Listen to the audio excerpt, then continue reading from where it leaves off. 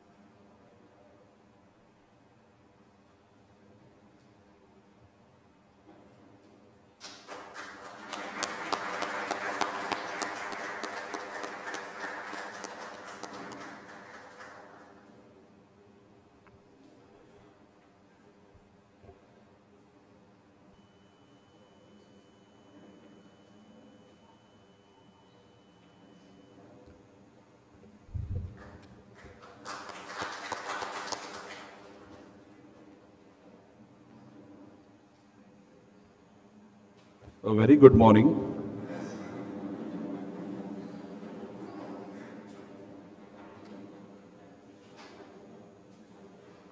Today, it is a great honor to Pune Bar Association to have a Justice P.S. Narasimha sir, Honorable Judge of Supreme Court of India, amongst us for inauguration and function of Judicial Colloquia, and to deliver his thoughts on the modern law of precedent emerging trend. On behalf of Pune Bar Association, we welcome Honorable Justice P.S. Narasimha sir on today's occasion. We also welcome our Principal District Judge Sanjay ji Deshmukh sir. We also welcome all the respected judges, advocates, senior and my colleagues who are present in this Ashoka Hall.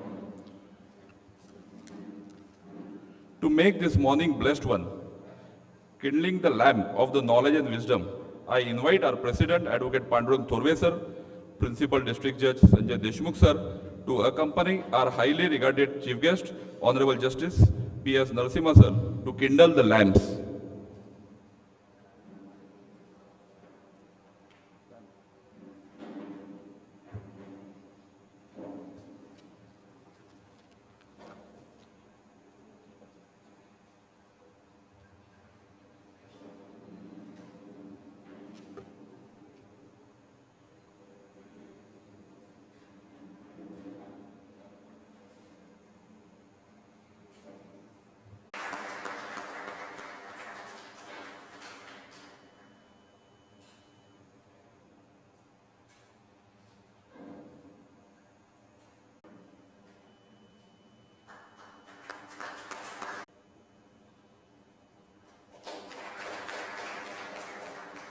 Thank you, sir, for the kindling of the lamp.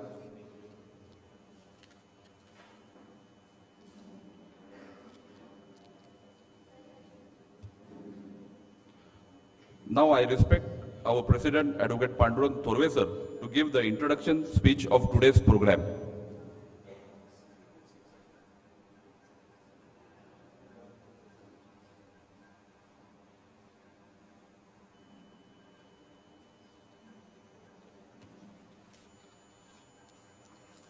Happy morning. Respected Dais, Honorable Justice P.S. Narasimha, Judge of Supreme Court of India, Honorable Sanjay Deshmukh, Principal District Session Judge, Pune, all respected judges of Pune District Court and advocate present here on the auspicious occasion. It is indeed an honor to witness the inaugural ceremony of Judicial Colloquia, an event initiated by Pune Bar Association during the tenure of my presidency, and that too graced by the presence of His Lordship Justice P.S. Narasimha. We are also celebrating 100 years of foundation stone of prestigious district court building.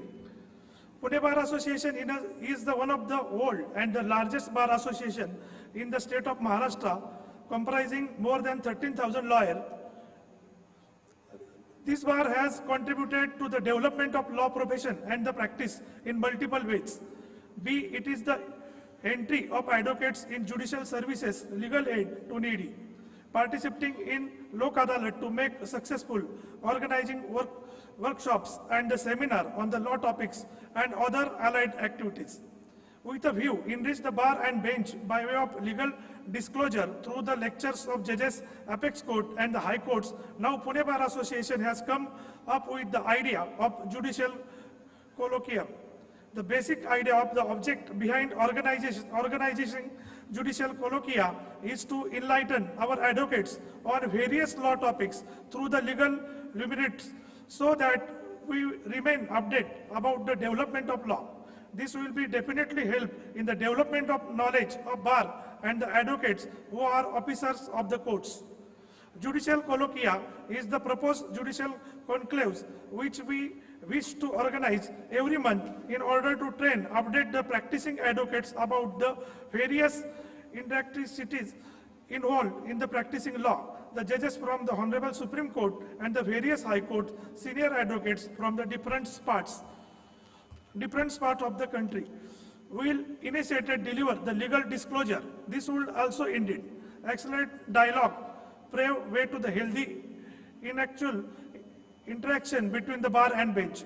It is a pride moment for me to welcome your Lordship for this event. I wish that your Lordship will come again and guide in future various law topics. Thank you. Thank you, sir. I request our President Advocate Pandurang Thorve, sir, to felicitate our today's guest, Justice P.S. Narasimha, sir.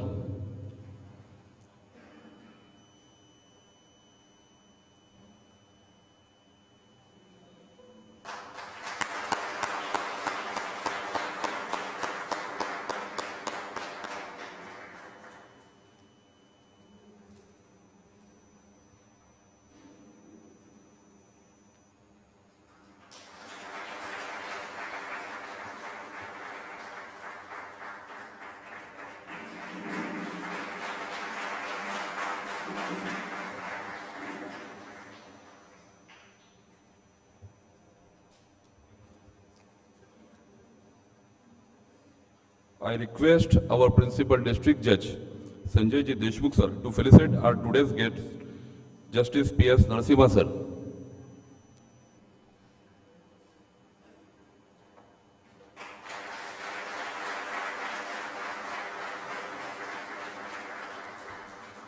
I request our President Advocate Pandurang Thorve, sir, to felicitate our Principal District Judge, Sanjay Deshmukh, sir.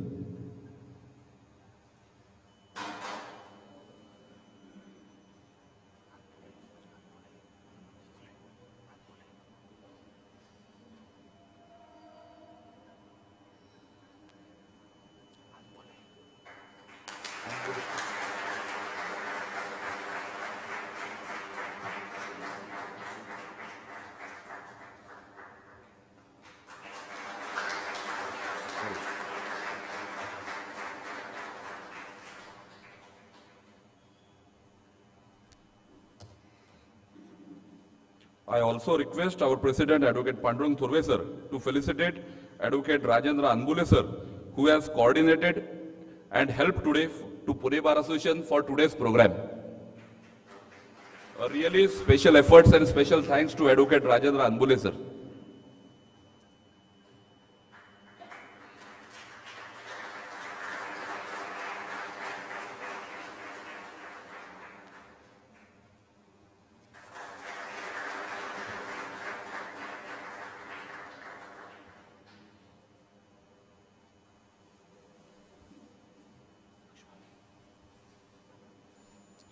Now I request our Principal District Judge, Shri Sanjay Deshmukh, sir, to deliver his speech.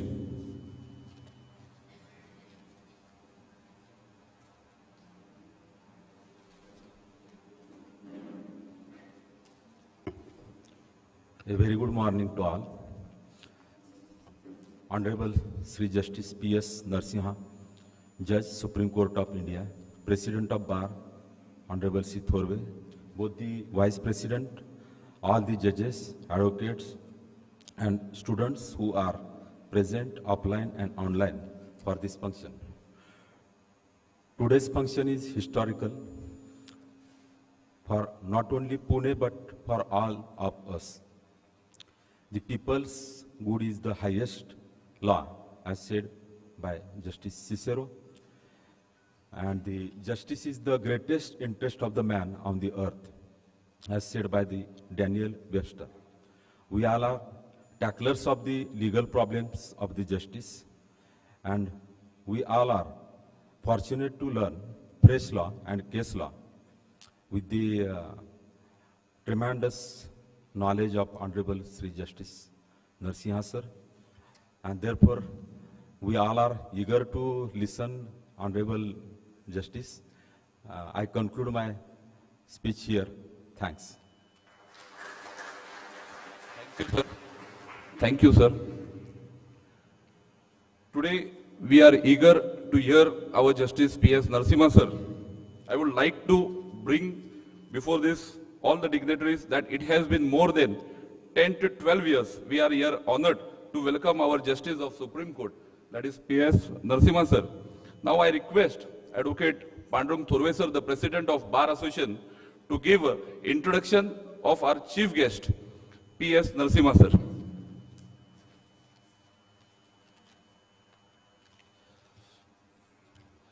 P.S. Narasimha sir, born on 3rd May 1963 to Satyavati and late Justice Sri P. Kondanna Ramaya in Hyderabad. Graduate with a triple major in Economics, Politics, Science and Public Administration from Nizam College, Hyderabad, and pursued law at the Campus Law Center, Delhi University in 1988. Enrolled as an advocate in the same year in the practicing before the High Court, Civil Courts and the Tribunals in Hyderabad, and shifted counsel practice in the Supreme Courts. He appeared large number of the cases, including the constitutional benches. Before the Supreme Court, during this time, he was appointed the Commission Counsel of the Justice Chinnappa Reddy Commission. He was the member of the Supreme Court Legal Aid Committee. He was designed as a senior advocate by full court of the Supreme Court of India in year 2008. As a senior advocate, he appeared in many public law cases involving constitutional administration and environmental issues, especially in law-related telecom, electricity, and other regulatory jurisdiction. He was the amicus curiae for the forest bench and other cases concerned judicial appointment, fast-track courts, and tribal laws. He was appointed as the Additional Solicitor General of India in 2014. During the time, assist the Court of Law officer in the several landmark cases, including the cases before the Constitutional Bench. He was the part of the Indian Supreme Court delegation to the Canadian Supreme Court, where he presented paper and extraditional and the environmental. He had the rare opportunity to leading the Indian team represented India before the International Tribunal for the Law ITLOS in Germany. He has also represented India before the Permanent Court arbitration in Hugh Investment Treaty arbitration.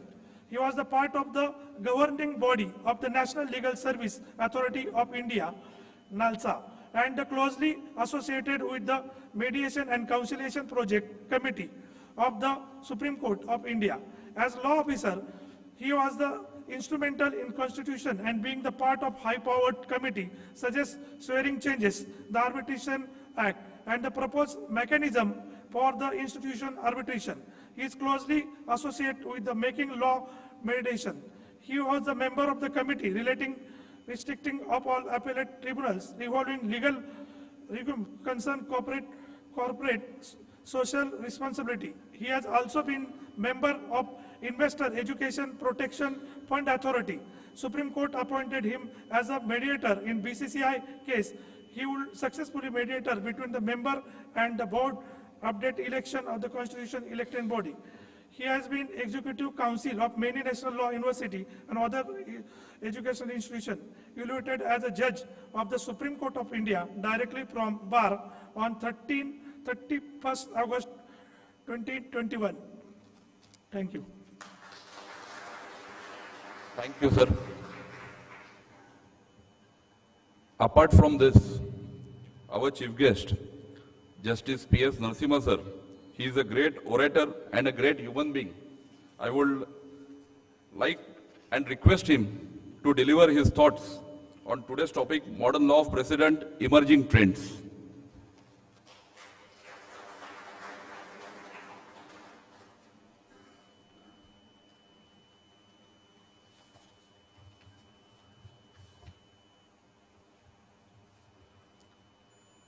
Gurubhyo Namaha. Honorable Sri Sanjay Deshmukh ji, Principal District Sessions Judge. Unusually, after the very first meeting, it so happened that I had a bond of a good friendship with him. Honorable judges of this great institution, Pune District Courts, Sri Pandurang Thorve ji, President. I would have loved to mention all the members of the executive of the Bar Association who have so kindly invited me to deliver this speech. Learned advocates of the Bar, members of the registry, invitees. It is very rare that one falls in love with the place where one is invited as well as with the people who have invited him. My first feeling after having come to Pune on this occasion is to put it in the simplest terms, nothing but happiness. This is a land of courage, conviction, and commitment, as this has always been the land of Maharaj Shivaji. Conviction because of Ram Shastri ji, our former Chief Justice, as we still lovingly continue to call, and our great freedom fighter, Mr. Ranade. Before I mention anything about the topic that I'm going to speak, I must personally thank the President and the executive for inviting me. And this association and my invite here and my speech here will remain with me for the rest of my life. Today is a working day for all of you, so I won't really retain you for long in a speech that I'm going to deliver now. And this is not really speaking a speech. The topic that I have chosen is something with which we grapple every day. You all now, after the speech, will go back to the court and you will cite judgments, and other side is going to distinguish that judgment. Burden is on the judge to see whether the judgment will apply or not. You are all experienced lawyers, and it's not my intention to tell you what a concept of a precedent is, nor how a precedent is going to work, or the advantages, origin, and certain other things about a concept of a precedent. What I'm going to do is to raise certain questions, which are necessary to be answered by all of us. And these questions relate to our own working every day. I will start with something very interesting that happened 10 years after independence and almost 50 years from today. This related to a question which arose before the Law Commission as to how are we dealing with our precedents. Are they sufficiently helping us in our courts? Are we able to arrive at the decision as easily as possible? Law Commission mentioned about two things with respect to the precedents. The first one related to the making of a precedent. How does a precedent get made? Not in a theory, in reality, in the day-to-day working of this court. How does a precedent get made? Second is that how does a precedent get reported? Both are very relevant. The first relating to the making of a precedent, one assumes that it is completely within the jurisdiction of a judge to make a precedent, which in my experience as a lawyer and a very short experience as a judge, because as a lawyer I have been more than 30 years, and as a judge I think I am perhaps the youngest judge even in this hall with all the learned judicial officers being here. I am just a 6-month-old judge. But nevertheless, so far as the precedent making is concerned, it is the act of a judge as well as a lawyer. Lawyers are equal participants, in my view, of the creation of a precedent, which in the simplest term can be called as yet another rule apart from the statute and subordinate legislation. So therefore, I am addressing the makers of the precedent today. So how does and in what manner a precedent is to be made? And second most important thing is about how does the precedent get reported? In other words, it's about accessibility of a precedent. If a precedent is not available, even if a judge has delivered it, then it remains unworkable. Nobody would know what the precedent is. We had at one stage matters relating to unreported judgments. You all know how difficult it was to pick up an unreported judgment. The second related to accessibility. The point I am making is very simple. What I am going to tell you and ask a question whether we have done well or not. The first question is with respect to the making of the availability of a precedent.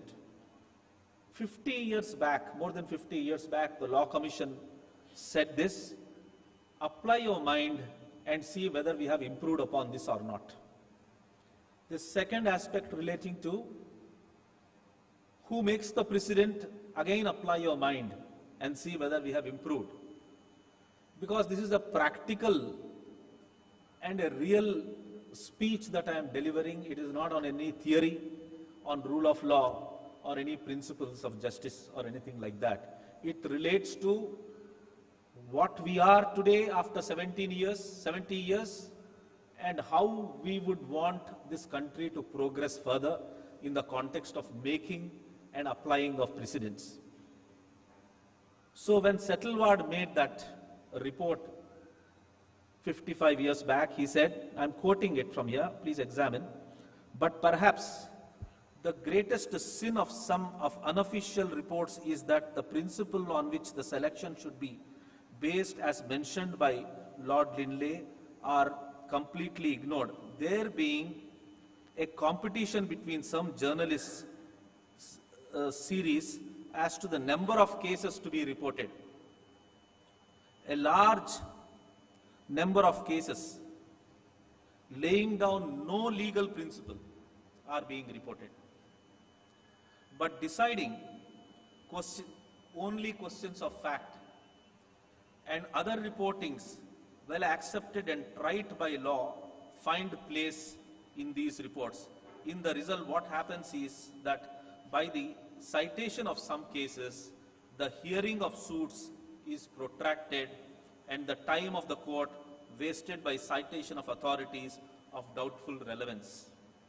And that if counsel is not darkened, at least first principles are apt to be obscure by the introduction of exceptions and refinements which better be forgotten. Frequently, presiding judicial officers are confronted with large number of irrelevant authorities, and in the result they tend to lose the habit for thinking for themselves and deciding cases on first principle. These develops a judicial habit of requiring the most obvious and legal propositions to be supported by authority of decided cases. So that would become the habit Because a simple proposition, a section says that a notice is to be issued. You don't need to cite a case for that. But on that there are judgments, so therefore both the sides end up judgments. There is another aspect of it which relate to the reportability. Again on this, I will read and then we will come back to how much we have improved upon it and what we need to do further. I would like to read again from the observations of the Law Commission, 54 years. In our view, the judges should have no voice in deciding whether a case should be or should not be reported. I have some reservation about it as to exclude completely a judge from getting a judgment reported, because the reasons given here and in US as well as in UK, there is a concept where there is a committee which would take a decision as to whether a judgment should get reported or not. And the Law Commission has said that that's a correct way and it has worked very well in those countries. But keep it open-ended. We will think about what needs to be done. In several states, there is vogue the practice of judges making their judgments that is approved for reporting. This is very unwholesome practice and should be stopped. A judge is too often inclined to a generous view of the importance of his own judgment and rarely hesitant to decide that it should not be reported. Not frequently, judgment tends to become lengthy and pedantic because judges think of the judgments finding a place in the law reports. It goes further. The practice of leaving selection of judgments to be reported entirely to the editorial board without reference to judges seems to have worked satisfactorily in England, and there is no reason why it should not work for India. This is what he has said. Now, it is in this background, let us now consider where we are today. What should a president actually do to us? If there is a legislation which is open-ended, the statutory provision can give rise to dual meanings, two meanings. There is uncertainty. Both the competing lawyers have a version, and both versions can find place in the section. It is only then that the precedent is required, isn't it? So it's obvious, not when the section is very, very clear. So it is in this context that how many judgments have been delivered and to what extent it makes the position of a lawyer as well as a judge easy to immediately refer to the relevant judgment and come to a conclusion is the real test. That's the test. We will have to reflect on this. When a proposition comes for consideration and we are to research, is it taking a longer time to research and find out the relevant judgment?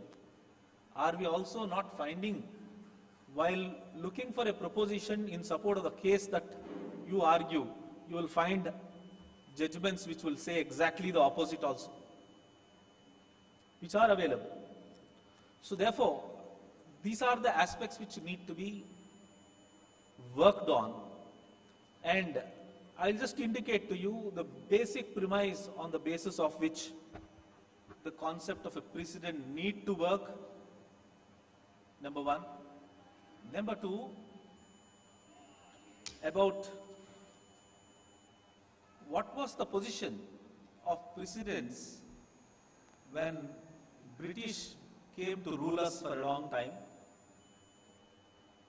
and then with the advent of the Constitution, how the burden of those precedents which the Britishers followed and applied to us,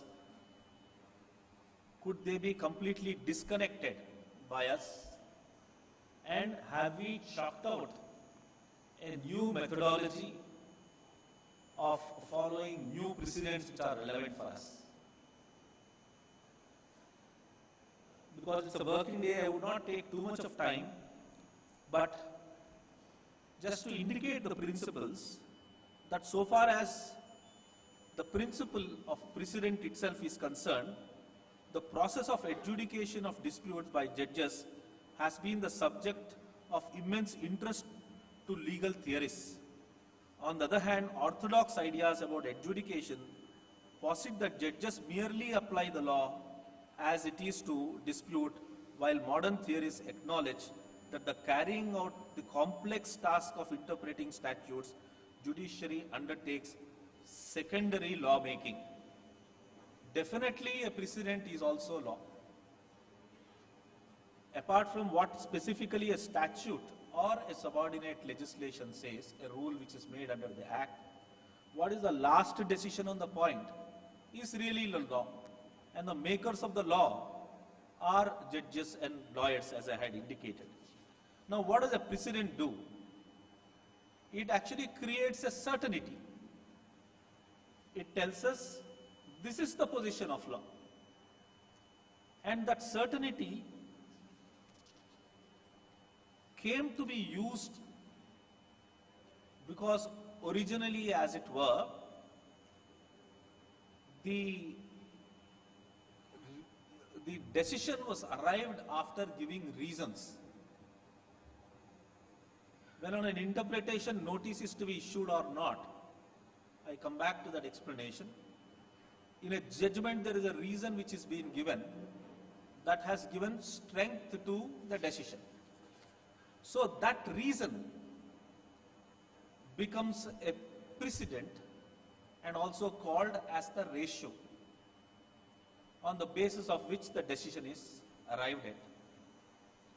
Now, it's actually the reason which is the engine for the purpose of arriving at a precedent.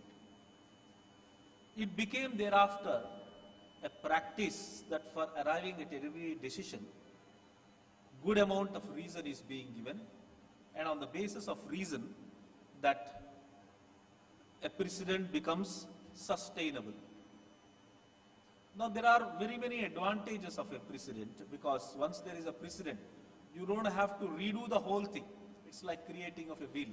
You don't have to go back to the very same method and find out what should be the reasoning.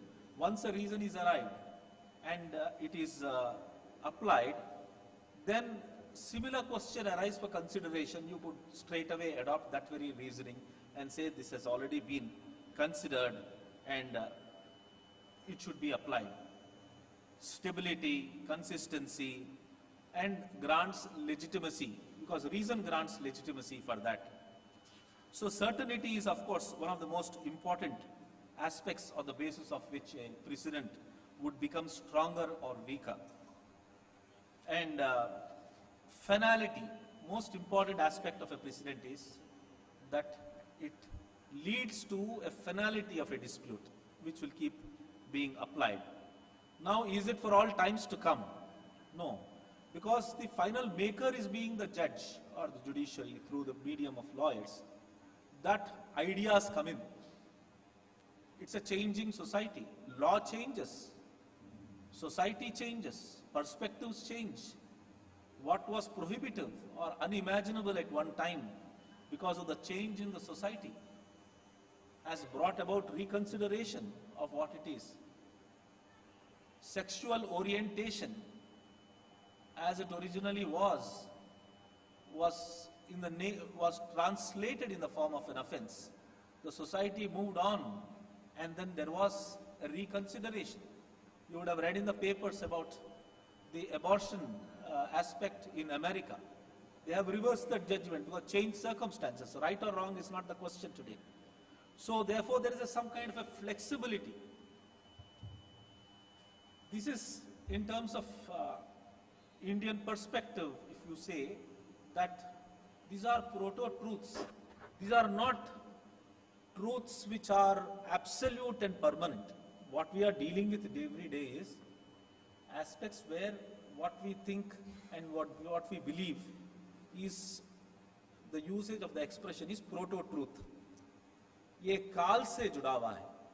So as the time changes, the value changes. When the value changes, it becomes necessary to change the precedent also. That is how the system works. And lawyers are the best persons to communicate to the court that this decision doesn't hold good anymore because things have changed. And the judge would apply his mind and make the necessary changes.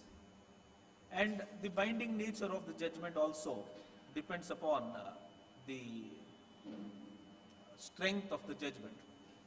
So what should be the test? As somebody said that a precedent should not be like a one-way ticket. You board the train here and then for 3 hours you land in Bombay and the ticket is useless thereafter. A judgment cannot be, a precedent is not to be like that. A precedent should enable traversing on a proposition up and down, enable future and further ideas also to be encompassed within the judgment, and must be able to take within itself a similarly situated ideas so that you can use a judgment and then move on for some time. And the judgment will enable us to carry towards a clarity for some time, and when things change, perhaps the precedent gets changed. But the caution is that the precedent must not be so narrowly tailored, confined only to the facts of this case, and decide the case and lay down a principle. After this case is over, the precedent doesn't exist for anybody to use for any point of time. This is the broader principle so far as the precedent is concerned. So now when Britishers came, just look at the way in which we had to undergo. Really speaking, India as it were, we were just discussing with the learned judge last evening, India as it were existed from time immemorial in the concept of rule of law, before anybody could even conceive it. Why I say is that rule of law is a principle that is applicable to anybody at all points of time without any variation. So that principle was applicable in the form of certain prescriptions of Dharma Shastras at many places.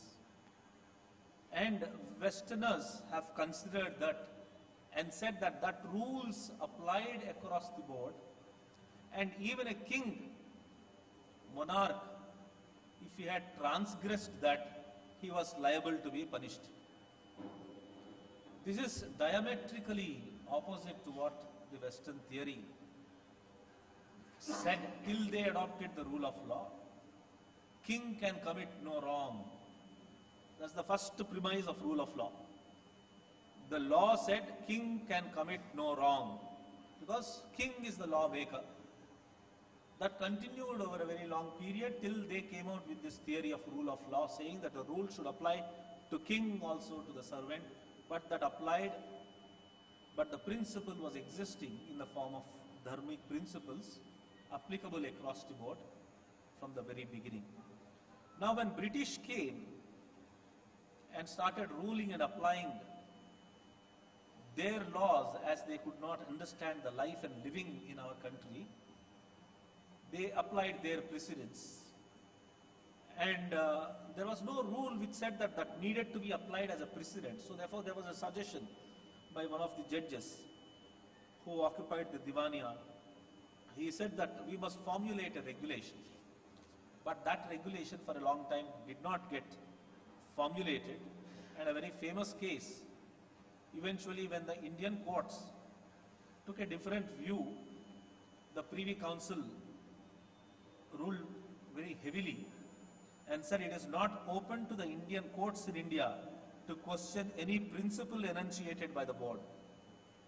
Although they have the right to examine the facts of any case, then to see whether and how far the principle on which stress is laid applies. Fortunately, we won our freedom, and in 1950 we made our constitution, and we established Article 141 as per which the decisions made by the court shall have the power of a precedent, and 144 which says that the decision shall be applied by the judicial and executive authorities across the country up and down. Then it brought in another problem for us. Now that we have the constitution, now we have our own courts to lay down. For the purpose of continuity, as courts were operating far before 1919, the first Government of India Act 1935, much before, should those decisions and judgments be followed as precedents? There were two views of the Supreme Court at one point of time. One view said there is a continuity. So therefore, it's not as if overnight thing has changed altogether. So therefore, we must continue it and apply it. It said there is no warrant for holding. At a stroke of midnight on 25th January 1950, all our pre-existing political institutions ceased to exist. And in the next movement arose a new set of institutions completely unrelated to the past. Other judge said that in our constitution, in our opinion, the constitution bloated out in one magnificent sweep all the vestiges of arbitrary despotic power in the territories of India and over its citizens and lands, and prohibited just such acts of arbitrary power as the state now seeks to uphold. The past was obliterated except where expressly provided. At one moment of time, a new order was born with its new allegiance springing from the same source, for all grounded in the same basis, the sovereign will of the people of India, with no class or caste or race or creed. What really happened is, there is a transformation after 1947, and the position of all of us has transformed. Earlier, we were subjects. We were either subjects of a king who ruled us, or we were subjects of the British. We have shifted from being subjects to that of citizens. That's a phenomenal change in our lives. When we got back our position, and as citizens, what we got is our identity. Most important thing is our identity. Now,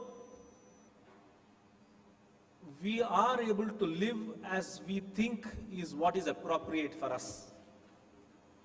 During freedom movement, when everybody was participating, Aurobindo alone, after his initial participation, moved away and went to Pondicherry. People criticized him, saying that when the country is in turmoil, why is that you are sitting here and then doing some studying? He says, yes, it's true, I was at one time participating, but as it were, what are you all fighting for? They said, freedom. So then what will you do with your freedom? With my freedom, I will live like how I want. Then what do you mean by living as per your want? How is it different? He said, I will really live as per my rules, my wishes. What is your wish? I would want to live in the way my people were, in my culture, my ideas, my approach to my people with which I have lived for a long time, and that is how I want to live. I said, what? Then he said, this is exactly what I am trying to capture. When I am writing today, sitting in Pondicherry, I am trying to capture and make us know that what is our identity, on the basis of which we are to live. What are those values which should inform us? That's why in the preamble, the principle comes that identity comes in the preamble. And very importantly, it also speaks about the fraternity, the bondage with which we should live. This has been reflected in some judgments of the Supreme Court. I don't need to read all that for you. But in that another 15 minutes, I will wrap up and let you go to the court for citing cases again. Now let's look at this. From 50 years onwards, we have just moved on. So far as the interpretation of the Constitution, I'll just make one point and then move on. As now we interpret and we make own precedents. There are various ways in which we make precedents. One of the ways in which the British ruled us is to disproportionately place the position of power with respect to civil courts and constitutional courts. High Court and Supreme Court were at a completely different perspectives when compared to the subordinate courts. In a way, unfortunately, that got reflected when we made the Constitution also. My wish, my desire, and my idea of working for the rest of the time that I have is to ensure that the district courts attain their own recognition and begin to function with the same amount of respect and the same amount of credibility, and start functioning in such a manner that they will dispense justice with equal amount of fervor.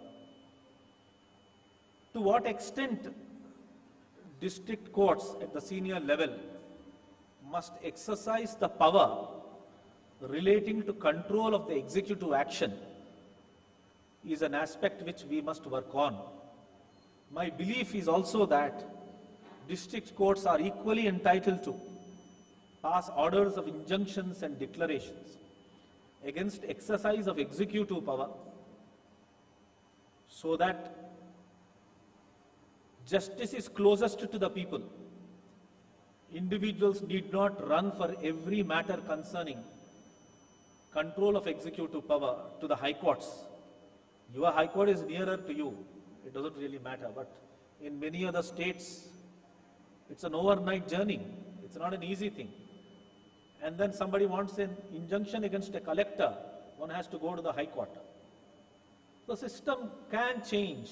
We can bring in methods by which specific relief act and certain other provisions of the civil laws can be utilized for exercising judicial control over the executive power. So that is again a matter to be created by virtue of an interpretation and formation of precedents. So with this, I will leave with you with 3 principles which I think is necessary. When we come back to the 2 views expressed in the original Law Commission report about the accessibility of the judgments and decisions, I think we have done a good job. We have done an excessively good job, I should say, because once a judgment is delivered, it doesn't take much time for the judgment to come into our hands. Thanks to technology, and also the Supreme Court's own judgments come onto the website. Most of the judgments of the High Court are on the website. Now you can carry the decisions on the mobile. Justice Chandrachud was commenting the other day that it's not merely the decisions. Even the discussion in the court hall gets reported now. A casual comment also gets reported. So therefore, accessibility to a decision making has been accomplished. Now, so far as the question as to the nature of the precedent and how a precedent must be made and how a precedent must get reported, these 2 aspects are very, very important for us. There is definitely a case for reform. And I'm hoping, I think a lot of you will agree with me, that there is uncertainty, lack of clarity. On the same point we have 6 judgments, on the same point we have contradictory judgments are there available. So therefore there must be a method. We must develop methodology, technology, by which a proposition arises. We should be able to identify exactly what the precedent on the point is. And if it is not available, then obligation is on the judge to create a precedent. But so much time is lost in citing judgments, in competing with one another, with marginal differences. That is where the reform need to come. I am aware of this fact that the audience, all the learned counsels to whom I am addressing, are at the district level where it is not a precedent making. Precedent is from the High Court and the Supreme Court. But nevertheless, that idea that you are disconnected with the nation and that you don't have any role, you must banish from your mind. You are an integral part of the nation building. You are an integral part of the process of evolving our courts from time to time. This is where the seed starts. Maximum brunt with respect to a conflicting judgment or an unclear judgment is borne by the district courts. High courts have some amount of freedom, but district courts are bound to follow. And you have 2 masters who would say, why did you not follow it? You have the immediate master in the High Court, and then thereafter another master in a casual way I'm using that expression, master. So therefore that scrutiny is available. The difficulty is far more. So therefore we must work on this. How do we do it? The way of doing it is, we must identify principles on the basis of which a precedent is to be forged, hammered and made. There must be clarity in the thought. There must be precision in the thought. There must be an expression of only that limited aspect of it for which the case has fallen for consideration. The less that it is written, the better it is. I always carry this Kalidas, the great poet's advice. For the purpose of being truthful, you must speak less. Satyaya mitabashinam. That's a big test for a lawyer. Expecting a lawyer to be speaking as less. But that's an art. That's an art which I have seen in the Supreme Court. Some of the best of the lawyers can get the best of the orders with the minimum of the words spoken. So that's an art. And also an art for the purpose of writing decisions also. That we must identify, we must note it down, we must lay it down. Judges must follow it. The second aspect relates to the reportability. Then I think what the Law Commission then had suggested has some idea. I would not say that the judges should not have any role in taking a decision about his judgment should be reported or not, nor any other judge for that matter. Nor it's a good idea to have, as in England, to have a separate institution altogether, completely bereft of judges, to have an institution which will decide upon which decision should be reported as a precedent. There could also be a case where there is a composition of judges and lawyers and people from civil society to decide, yes, this is a precedent which needs to be reported so that people could follow. I'm keeping it open-ended because this is an aspect on which I would work on, and we need to work on and evolve principles on that. I'll conclude with yet another aspect of it, and that relates to a concept called the, what did I say? Restatement of law. Restatement is not like a digest, cataloging all the judgments on the same point. Restatement is after having analyzed the judgments on a subject, distilling it, taking the essence of the essence out, and making one good statement which will clearly encompass the principle laid down in a batch of cases. This country today needs restatement. If a proposition comes and a restatement made by an authoritative institution comprising of authoritative people with experience, if a proposition is read on that, matter should end there. They of course do not replace judgments. They of course are not alternatives to judgments, but restatement is a quick and an immediate tool for applying in courts, saving time and proceeding further. I think all of you will agree the time has come when the country is looking for decision making, not precedent making. Why decision making? Because hundreds and thousands of cases are pending. Nobody is interested. Clients are not interested in precedents. They are interested in just judgments. Definitely for just judgment, precedents are needed. But then what is needed at the first place is a decision making. So therefore, whatever is the step need to be taken for a quick disposal, clear disposal, without wasting time on analyzing competing judgments, we must take that step. And it is in this context that a restatement of law is necessary. Supreme Court has experimented on a restatement, but it had a little difficulties which may not be necessary for us to discuss. But certainly that is yet another measure that needs to be followed. What I spoke today is no big theory of law, jurisprudence, or a principle, but with my vasana, which I have not left, of being a lawyer till 6 months back, concerns about practice, concerns about disposal, still linger in my mind substantially. And the relief that need to be brought is substantial and necessarily to be done.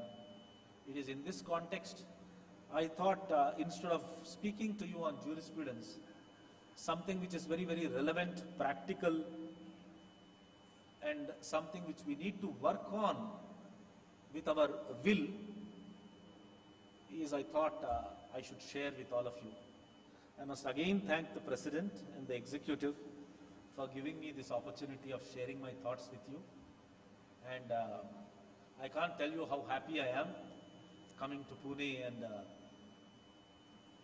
walking around this beautiful building. It's amazing, and it's not a small thing. It's not a small thing for being associated with an institution which has been working vibrantly for 100 years. It's not a small thing. And this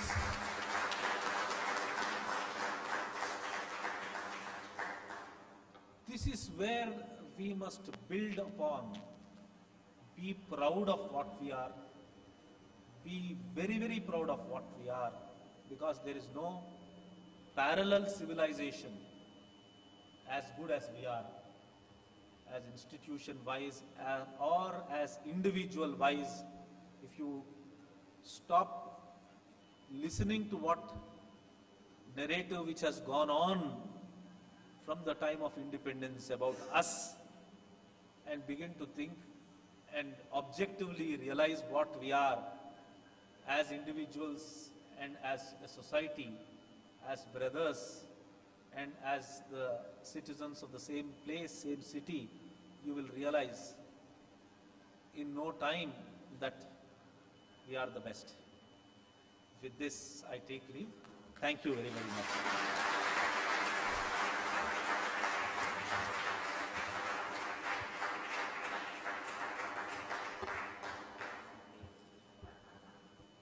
Thank you, sir, for your valuable thoughts, and definitely your thoughts have motivated us. The topic, the President, was not so short to cover, but you covered it very properly. And the thing which you, the experience which was been shared here, not to speak, speak to less and take the orders. This we have, we are very grateful and we are very thankful to cover this topic in the short period. Now I request my colleague, Vice President, to give the vote of thanks.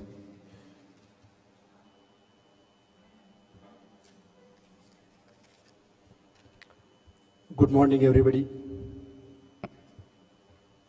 Thank you is a such prayer that cannot be seen or touched.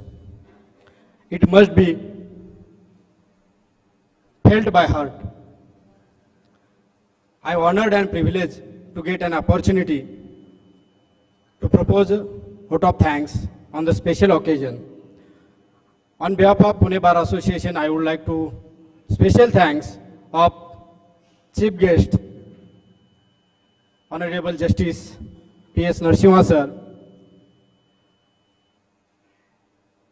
Sir have enlightened his excellence, knowledge and experience with us on the topic of modern law precedents and emerging trends. I would also thankful to our Principal District Judge, Mr. Sanjay Deshmukh sir, who always supports and encourages with us. I also thankful to all the respected judges, and I also thankful all the senior advocates and my advocate friends who have attended this nice program. I request all the dignitaries to stand up for national anthem.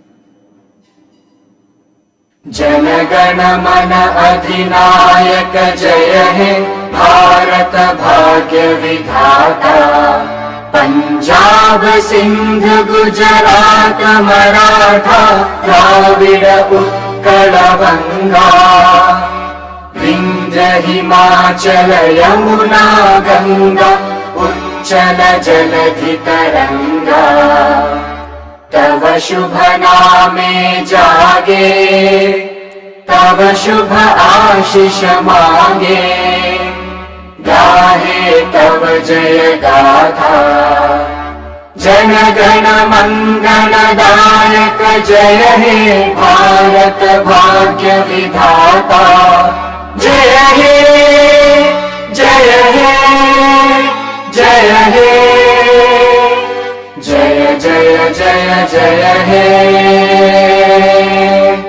Bharat माता की Jana Gana I request all of you to join tea and snacks treat outside the hall on the garden. Thank you. Thank you very much.